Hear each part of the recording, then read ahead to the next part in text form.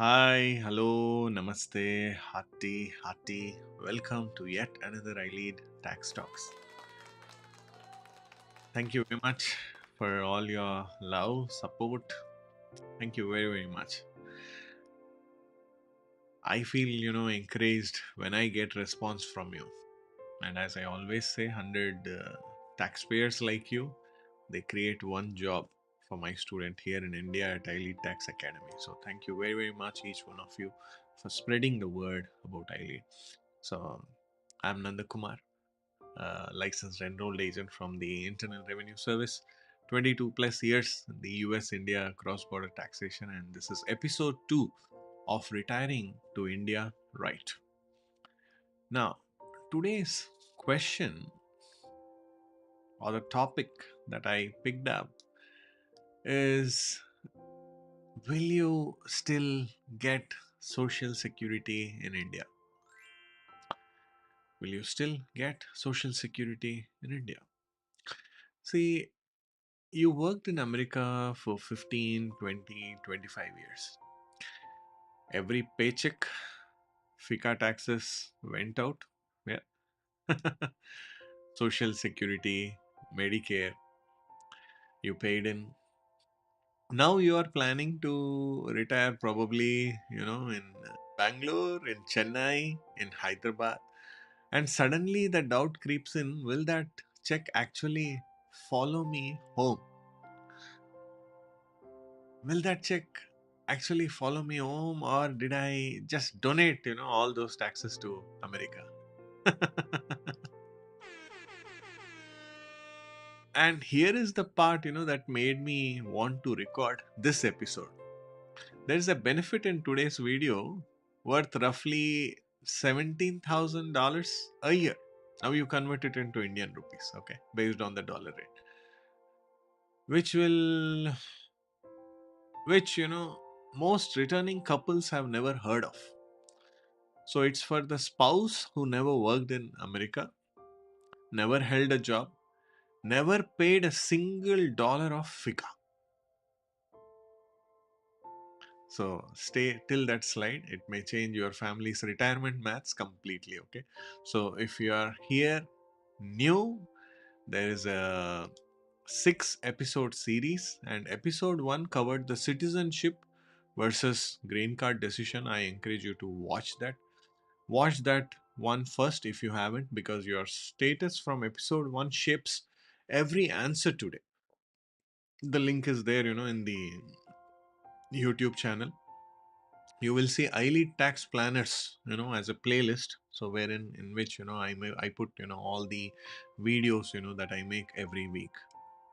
Now, a standard disclaimer, friends.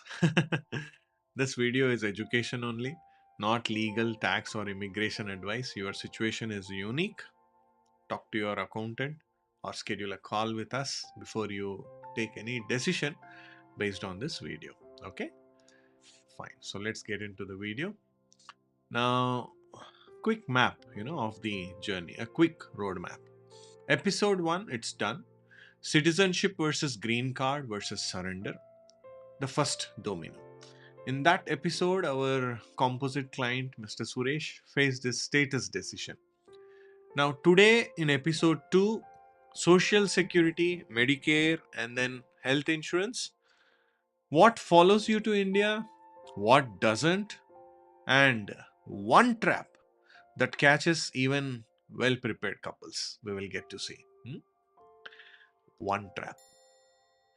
Then, episode 3, we'll talk about the withdrawal playbook, 401k, IRA, Roth, EPF, PPF, in what order to touch the money. The sequence alone, can save lakhs. Then, episode 4, we will talk about, my most viral videos on the internet, PIFIC, FBAR, and FATCA. Episode 5, we will talk about Indian property inheritance, RNOR status in India, and the treaty. And finally, episode 6, the capstone, the complete 25 decision exit checklist. We will talk on that. Now, each episode builds on the last one. So, subscribe and press the bell icon now because the answers today directly feed into episode three's withdrawal strategy. And probably you can also email me how many years have you paid into social security, 10, 20, 30, in case you have any questions around that. I would be really happy to help you. Fine. So let's get in, right? Now, see, every returning couple who call my office, ask the same four questions.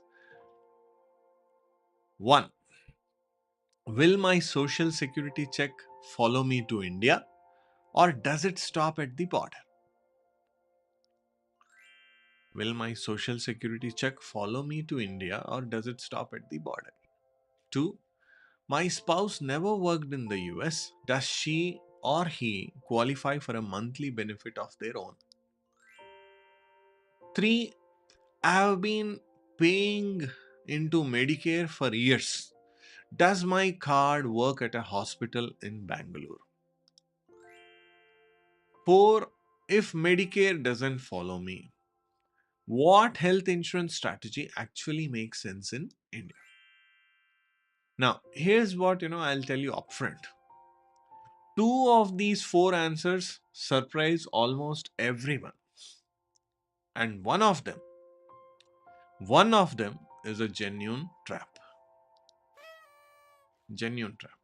A trap that catches even people who did everything else right. So we will get there in order. If you feel my video is slow, I'm talking slow, you are a youngster, retiring early, please watch my video in 1.25x or 1.5x speed, yeah, with the captions on. Because I have some elderly taxpayers, this is the pace that I follow. And I also have my students, so this is the pace that I usually follow. If you feel it has to be fastened, please help yourself. Now, let's bring back, our couple from episode 1, Suresh and Lakshmi. Suresh will be 62 when they move to Bengaluru. 19 years. 19 years, of W2 work in America. So the 40 credits needed to qualify. He crossed that long, long ago. His estimated social security benefit at his full retirement age of 67, roughly $2,800 a month. Okay. And listen to this, every year he waits past 67. That number grows by about 8%, permanently guaranteed. Show me another investment that guarantees 8% per year. Show me. Now, Lakshmi, 57, 57, zero US work credits. She was a homemaker for the entire American journey, never held a W 2 job, never paid $1 of FICA. So, by conventional logic, no benefit for her, correct? No benefit for her. But conventional logic is incomplete. Here is the question, that changes everything for this family.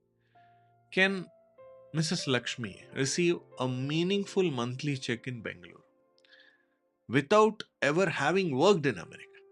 That's the point, right? Without having ever worked in America, can Lakshmi ma'am receive a meaningful monthly check in India? Most couple assume, the answer is no. The real answer is yes. Yes, if two conditions are met. And those two conditions are the next two slides. And this is the heart of today's episode. Okay. So stay tuned. Now, see the. Yeah.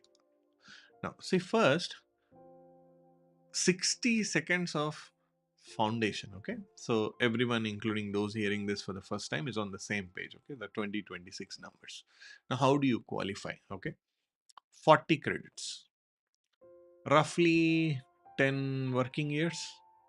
In 2026, every $1,890 of covered earnings give you one credit. यानी every $1,890 of covered earnings gives you one credit. So maximum 4 credits per year. And note, part-time counts as long as it's on W2 or Schedule SE. So those of you with shorter US careers, pull up your Social Security statement from the Social Security Administration website, which is ssa.gov, and count your credits. Please don't guess it. Count your credits. Now, FRA, full retirement age, for everyone born in 1960 or later, it's 67. Everyone born in 1960 or later, it's 67. Claim at 67. You get 100% of your calculated benefit. And then the claiming window. This is the big decision. See, you can claim as early as 62, but the benefit is cut roughly, 30% permanently. Or you can wait till 70 and the benefit grows about 24% larger, 8% per year, the past FRA, full retirement age. After 70, no further gains, so nobody should wait, past 70 ever. Okay. And here is the line, that connects this slide to everything else today. Where you live does not change when you claim. I repeat, where you live does not change when you claim. Bengaluru, Boston, same claiming rules. Hyderabad, Houston, same claiming rules. Coimbatore or California, same claiming rules. But where you live changes how the check is taxed. And for some family members, whether it arrives at all. Okay, so keep watching.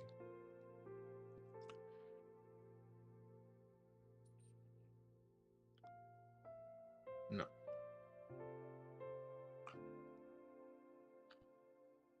Now, see the slide I promised you at the start, okay? Lakshmi ma'am's check. US Social Security has a provision many people, even people, who lived in America, for 30 years have never heard of. It's called, the spousal benefit. And here's what, it says. A spouse with no work history, zero credits, zero FICA, zero W2s can claim up to 50% of the worker's full retirement age benefit. I repeat, a spouse with no work history, zero credits, zero FICA, zero W2s can claim up to 50% of the worker's full retirement age benefit.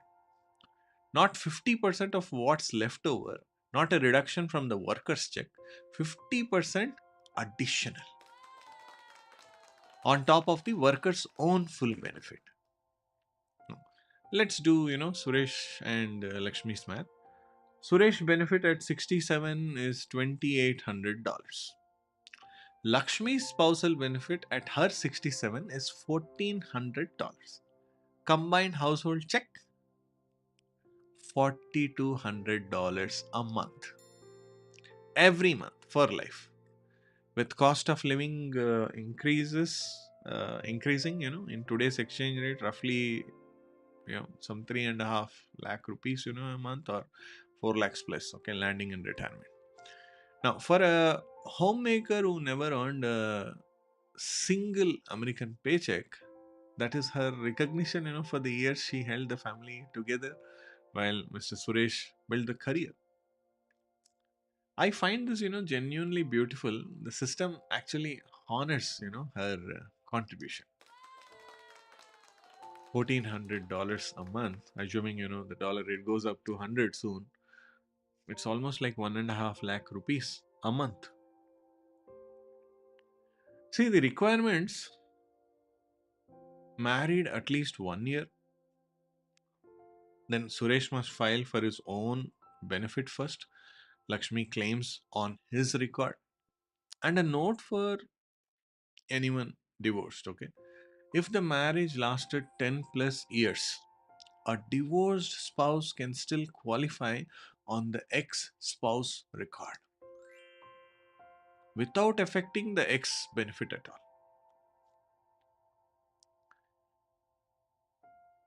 Important. But one warning, before you celebrate. If Lakshmi claims at 62 instead of 67, that 50%, shrinks to roughly 32.5% permanently. 32.5% permanently. And here is, the asymmetry, most people miss. Spousal benefits do not grow past FR, past full retirement age. Suresh gains 8% a year by waiting past 67. Lakshmi gains nothing by waiting past 67. For her, 67 is the ceiling. I hope you get that. 67 is the ceiling. Claiming later just leaves, money on the table. Ask yourself, did you know about the 50% spousal benefit before this video? And if your spouse never worked in the US, I think this is something that you must know. And you must also educate, fellow Indians or fellow other countrymen who came to US along with you, when they were deputed along with you. Now, if you are still connected to them, I think you should guide them on this, particular concept. Now, let's talk about this. The 5-year rule, okay? Probably I call it the trap slide. So, Lakshmi qualifies $1,400 a month. Wonderful. Right? Wonderful. But qualifying for a benefit and being paid that benefit in India are two completely separate legal questions.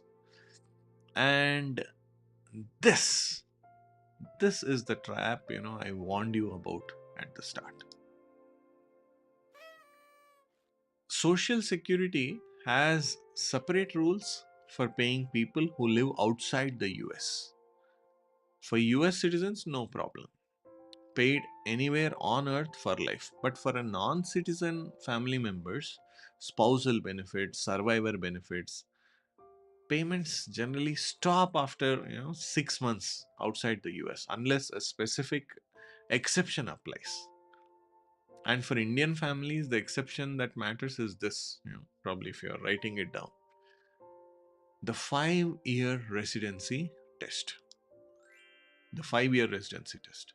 A non citizen spouse must have lived in the US for at least 5 years. And the marriage must have existed during those 5 years for spousal payments to continue abroad. Now, let me show you, both sides of this coin. Now, scenario one, Lakshmi ma'am, she lived in California with Suresh for 19 years. Married the whole time, test passed.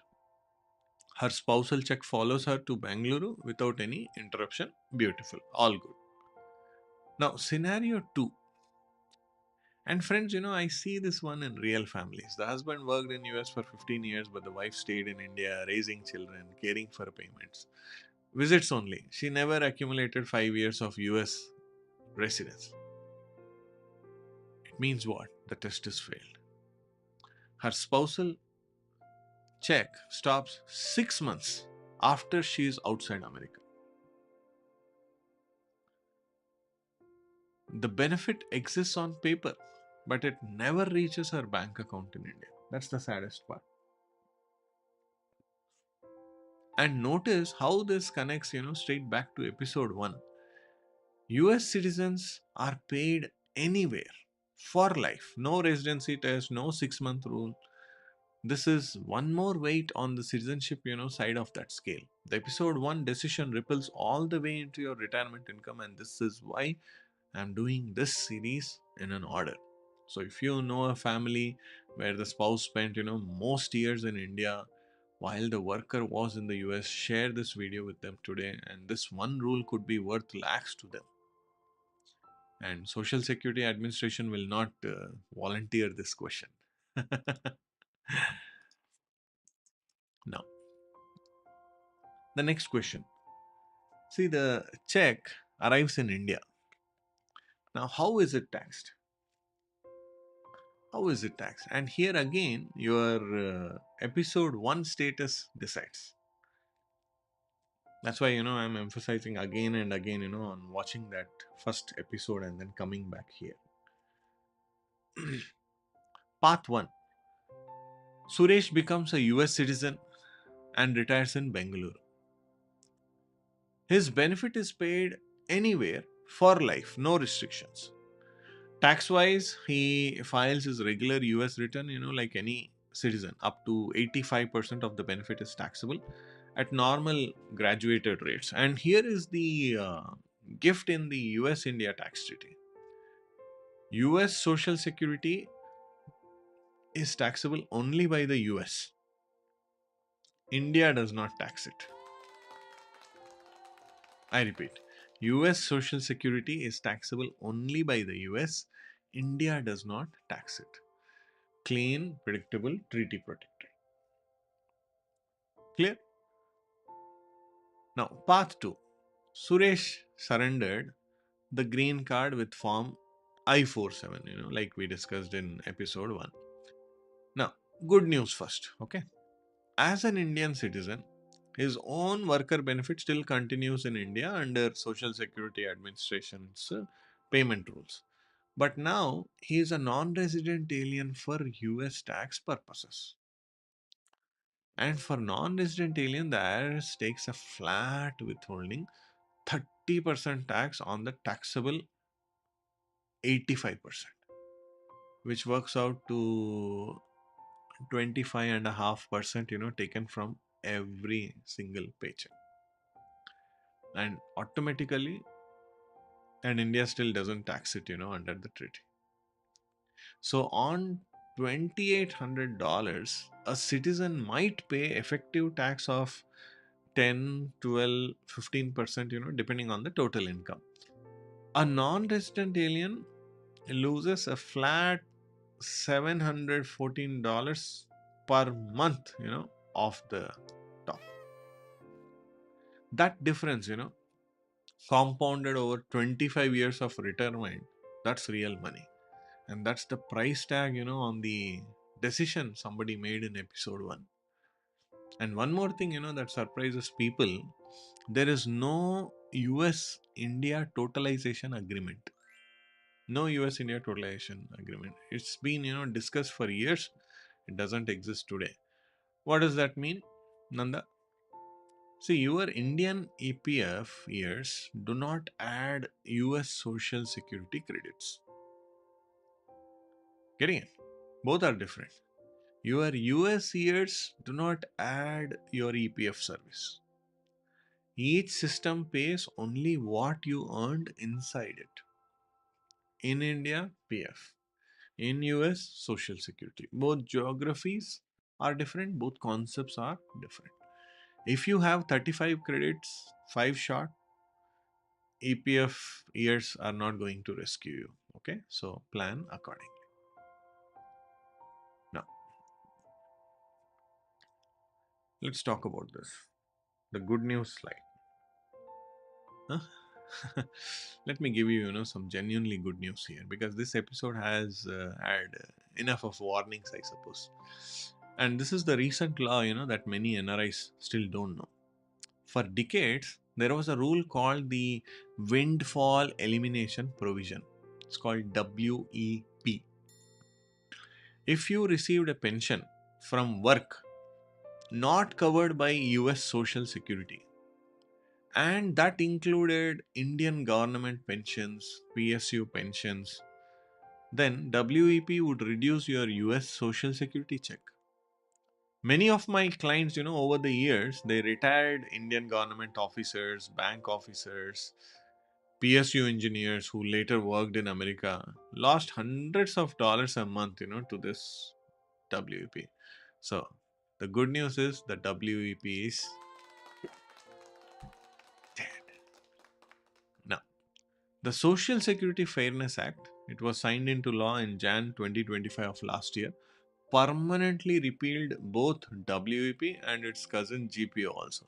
And it's retroactive to Jan 2024. So this is one of the biggest social security changes in 4 decades. Now, what it means for me, Nanda? See, if you receive an Indian government pension, a PSU pension, your social security is no longer reduced. Your full calculated benefit is now yours. That's the benefit. And here is the action item.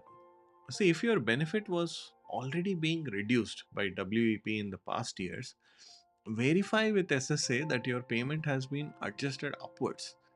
Because some returning NRIs are owed retroactive money, right now and have no idea. So please check your Social Security Administration account today.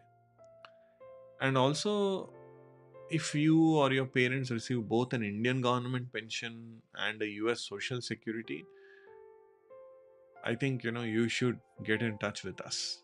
Yeah, I want to see how many families get benefited from this law.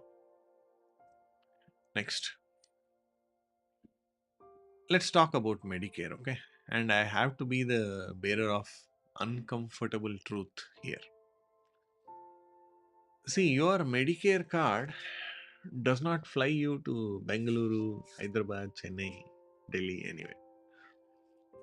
See, Medicare pays for care outside the US only in rare border or genuine emergency situations. In India, essentially, zero coverage. You can be standing inside the best hospital in India with your Medicare card in hand, but it is worth nothing here. So, what you have been paying for? Let's take a quick tour with the 2026 numbers. Part A, hospital coverage. Premium free if you have 40 plus credits. You already paid for it through payroll taxes. Inpatient deductible $1,736 per benefit period. Covers US hospital stays, but in India it is zero benefit. Now, part B, doctors and then outpatient. $202.90 per month in 2026. $283 annual deductible. Higher income retirees pay more than the surcharges. Also, it's unusual, unusable also in India. Next, the third part, prescription drugs, plan based premiums, completely unusable from India. And honestly, many common medication costs less out of pocket in India than the US copay anyway. So the real question is not, does Medicare work in India? It doesn't. The real question is, should I keep paying for it while I live there? And that's the next slide, and it's one of the most consequential decisions, in the entire episode. The part B decision. Keep it or drop it. I call this, the $2,435 a year question. Because that's the 2026 standard premium annualized. First, part A is easy. If it's premium free, keeping it costs nothing. There is no decision. The entire question is part B, case for dropping. Okay. See, you save roughly $2,435 every year for coverage you cannot use in Bangalore anyway. So, if India is your permanent committed home and a US return is genuinely unlikely, paying that premium is like paying rent on an apartment in a city you will never visit again. I hope you understood that. But here is the catch, and please hear this completely, before you drop anything. See, if you drop part B and want it back later, say you return to the US at 75 for medical treatment, you face a late enrollment penalty.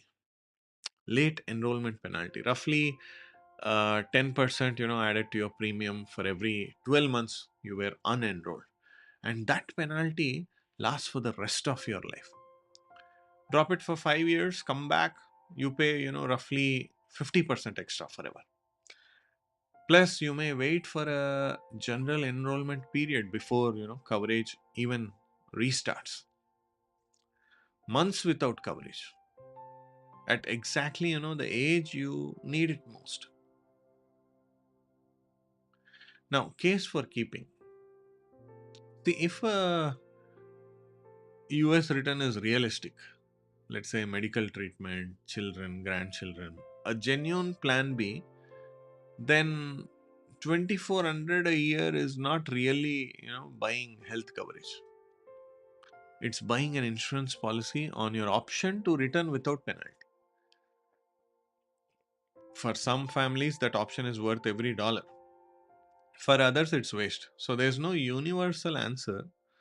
I think only you as a couple or as family must decide and come with an honest answer. And notice again, this maps, straight back to episode 1. A citizen can always come back, so keeping the option open has real value. Someone who surrendered the green card may have no realistic return path, at all, which makes part B premiums much harder to pay. So know your path before you decide on part B. Yeah. Now,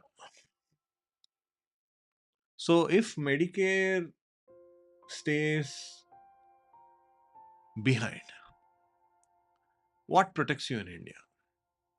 Indian health insurance. And here, timing is not just important, timing is the entire strategy. Timing. Let's talk, about these 4 boxes. Fact 1, Indian health insurance carries waiting periods.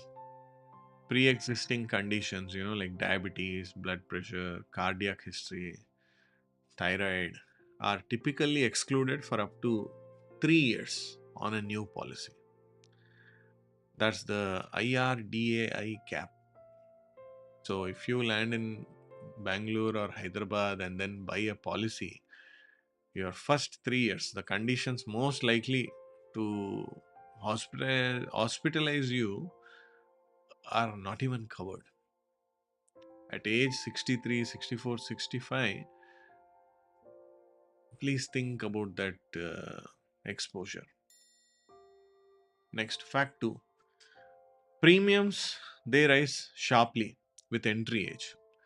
So buying at 58 versus 63 changes not just the cost, it can change whether certain conditions are insurable at all.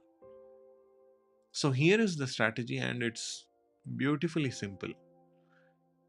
Buy before you fly. If you're writing it down somewhere, buy before you fly. Purchase your Indian policy at least 2 years, 2 years before the move. Let the waiting periods, burn out while you still have US employer coverage as your safety net. Anyways, by saying this, I'm not, tied up with any insurance company, that I'm selling you any policies or anything. You do it on your own. Okay. We just, work with people who are leaders, managers who can help I lead the voice of iLead, the tax planning videos of iLead reach to their workforce, to their friends, to their community. That's all. I'm not tied up with any insurance company. Okay.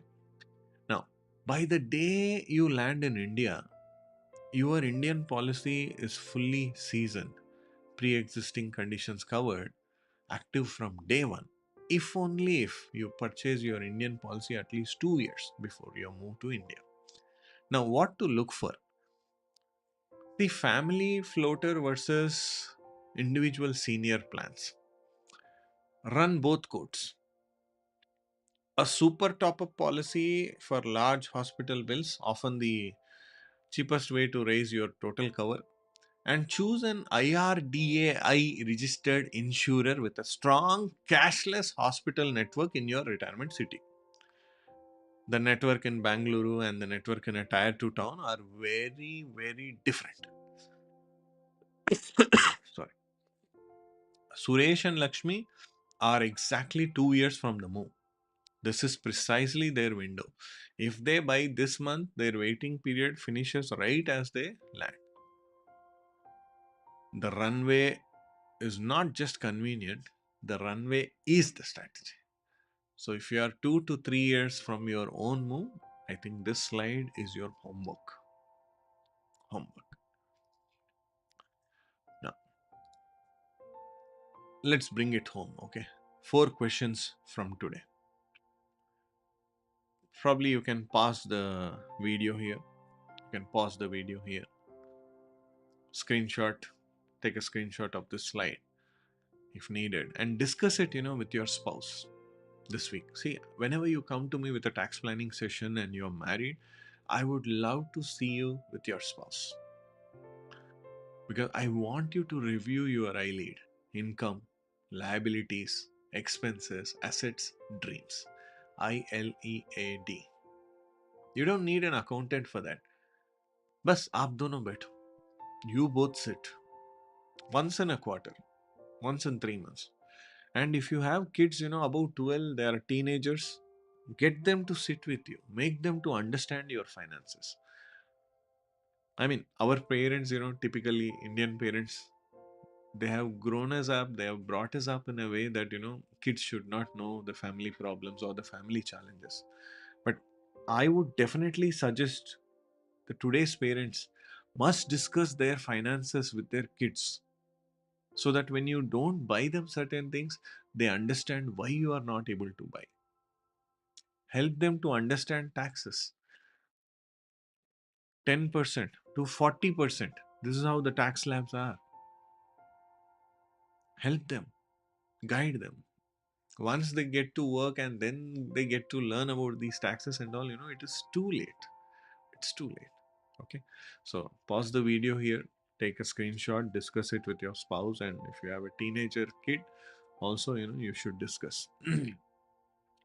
Well, these four, deserve a real conversation, not a WhatsApp forward. Also, if you want to share it with your friends, also, I think you should discuss if you are in good relationships. I mean, don't think that, oh, you are going to save your friends, thousands of dollars. We don't know, the average span of human life is declining. So, kuch achhe karam kariyega aap before you are called home. Forward this video. Just kidding. Now, 4 questions here. Okay. Question one: when should each of us claim? 62, 67, or 70? Longevity in the family, cash flow needs, and the spousal 50% all interact. Okay. Remember the asymmetry. The worker gains by waiting till 70. I told you this. The spouse gains nothing past 67. There's no universal answer, only your household's math. That's one. Then, question two: does the non working spouse pass the 5 year US residency test?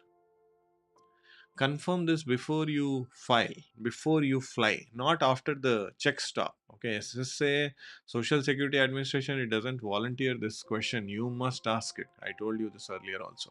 Then, question number three: will you realistically return to the US? Answer honestly, not optimistically, not sentimentally. That single answer decides whether Part B is prudent protection or $2,400, a year of waste.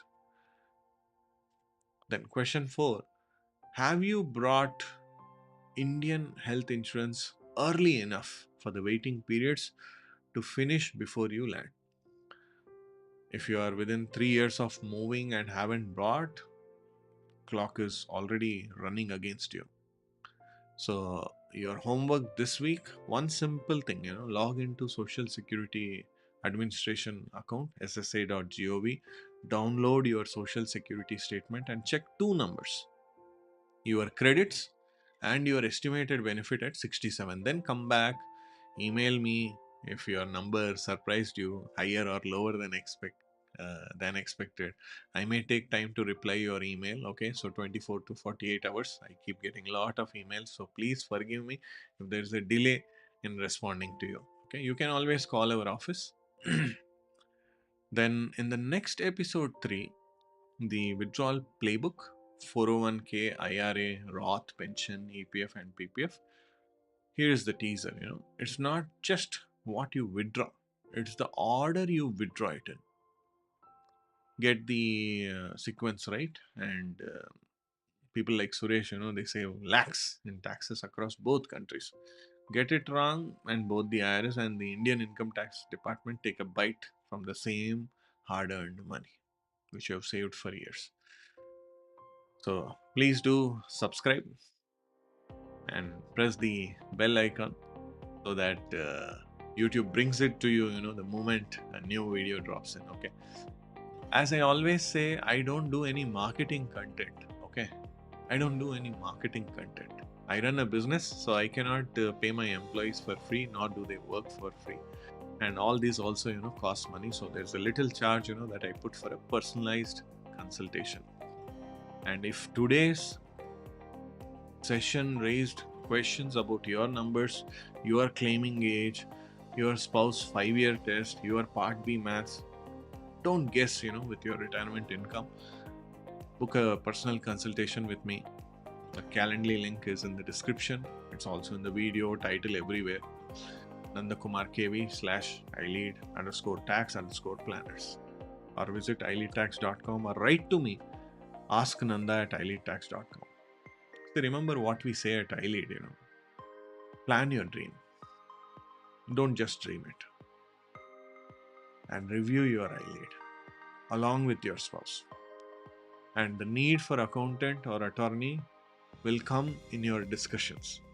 You should sit down, and today we have so many AI tools. So whatever I am telling, you can also do a research. Of course, AI is not a licensed tax professional.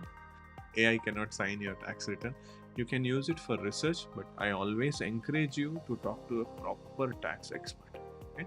So this is Nanda Kumar K V at ileadtax.com. Thank you so much, for spending so much time with me. I look forward to see you soon in the next episode. Love you very, very much. Please do like, subscribe, comment, and please do share this video with somebody you care for. As I always say, 100 clients like you, they create one job for my student here in India. In a world where people are losing jobs, be a reason to create one. Thank you very much for supporting us. Take care. Have a wonderful day ahead. Bye-bye.